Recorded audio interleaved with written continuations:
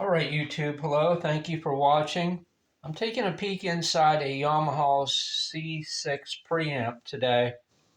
I bought this on eBay, local pickup, and honestly, if the guy wanted to have trucked it 100 and some miles closer to my location, I would not have this preamp today.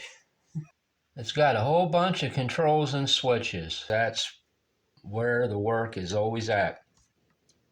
But anyway, this has parametric tone controls, which are real nice because you're really not limited to boosting one frequency while you're boosting a bunch of other frequencies that you don't want, because this one here you can adjust the bandwidth on. So if you wanted to boost up 100 on this without boosting up 250 by too much, you can do that by narrowing the bandwidth. That's what makes it so nice. Other integrated amps, you're kind of at the mercy of the tone controls in them, and that is when you boost 100 up, you're also going to be boosting 250 to some extent, and that's kind of an annoying frequency to have. But anyway, you can completely adjust the bass and the treble center frequencies and then control the level of them and the bandwidth all at the same time. Pre-out, on, off, low filter, high cut filter, stereo, mono, some phono stuff, bunch of record out selectors, input selectors, audio muting, etc. Normally I'm really familiar with stuff, or mostly familiar with stuff, before putting a video on, but this is one of the cases where I didn't even consult with the schematic on this to know really an awful lot of what's happening in this preamp. It's got an awful lot of substance to it. I see a lot of op amps, likely. M5214L. There's some 7-pin SIPs over here too. I'm not sure what they are. K109A. These boards here say DC offset adjust. A lot of polystyrenes, a lot of these brown film caps, which do pretty darn good, but an awful lot of op amps. I think if somebody wanted to change this out and put high performance op amps in this, I think they would have their hands full. Just looking at this, I would say this preamp is a really good candidate for buying an ultrasonic cleaner, because if there's anything wrong, or even the tiniest of things out of whack, it's going to be in the controls and the switches. 2 reed relays, probably audio mute for power up. Make sure you don't get no thumps or clicks or pops coming through on power up. Likely mutes the audio path or cuts the audio path off. I like the wire wrap, the twisted pair wire wrap that moves with the slider. I'm assuming that there's a light bulb in there. I don't know, I could be completely stupid right now. So be nice to me, because I've never seen inside this before and I did not consult the schematic. I'm sure there's a million people out there who know everything about this. The only time I see any polyester film caps are down in here. Looks like there might be 2 pairs of them. They're probably high cut and low cut filters. There's some pretty big polystyrenes. That's something I don't see much of. Can't say I've seen a polystyrene that stinking big before, or recently.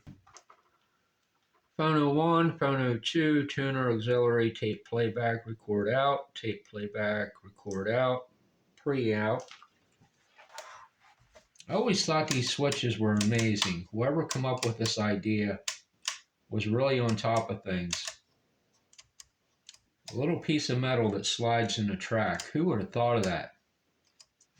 But it's a really nice way to keep from picking up noise and keep all the low signal stuff kind of in one place. That way you don't have to run audio path connections all over creation. It does have the typical corrosive glue stuff, but it's not that bad. I'm kind of assuming these are probably plus and minus volt rail regulators. A little bit under there, but nothing major. You can kind of see some green on this jumper, but that jumper's still in really good shape. Sometimes it'll creep up and you'll eat the leads off of transistors and stuff in extreme cases, but this one here is not bad at all. So I just have to clean that up. Maybe check that cap. I'm sure it's corrosion from that glue. It's weird how it kind of migrates. It's actually kind of hard looking through the camera to see that corrosion on there, but so anyway, I think this will be a nice long project. This is definitely going to take some time. And as I said, I think this will be a good candidate for pulling some stuff out and trying it out, setting in an ultrasonic cleaner for a couple days. You know, at the risk of making someone probably very angry at me, this deoxit here is not a cure for anything, because if it's messed up enough to be messed up, you spray it down with that, you might get the impression that things are a little bit better, but I guarantee it's just a matter of time and you're going to be right back to the same thing all over again. I'm just trying to remember if I ever took one of these apart or not.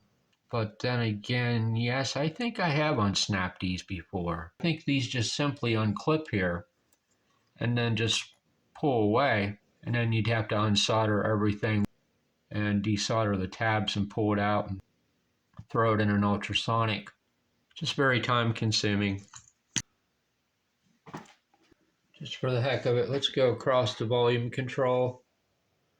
Volume control the whole way down. 333. If I bump it just a little bit, there it went up, there it came down, there it leveled off, and it's going back up again. I'm just turning it very, very slowly.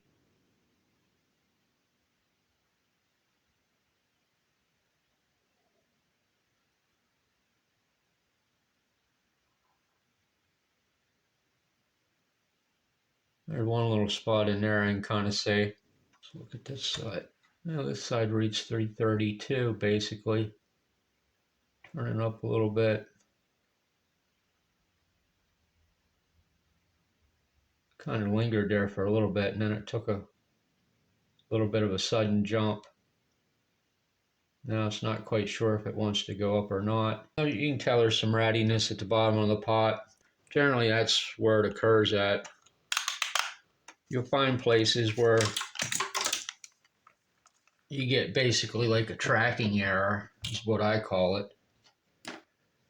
where the one side of your pot isn't the same resistance as the other side of your pot, depending upon what level the pot is at. That can be a real nuisance, because if you turn up your volume, then you need to go back through and adjust your balance control at different spots on your volume control. It's a real pain in the ass. But anyway, it's a really, really nice preamp. That's going to take a lot of devoted time to get it scratch free. I didn't even look to see when this was made, but judging from its coolness factor, I would say this was probably 80, 82, because that seems to be when all the top-notch stuff was made, to a certain extent anyway. Those years there, around 1980 or a little bit earlier, you really can't go wrong with the products that were built then. So anyway, thanks for watching my peek inside video. You take care and have a great day.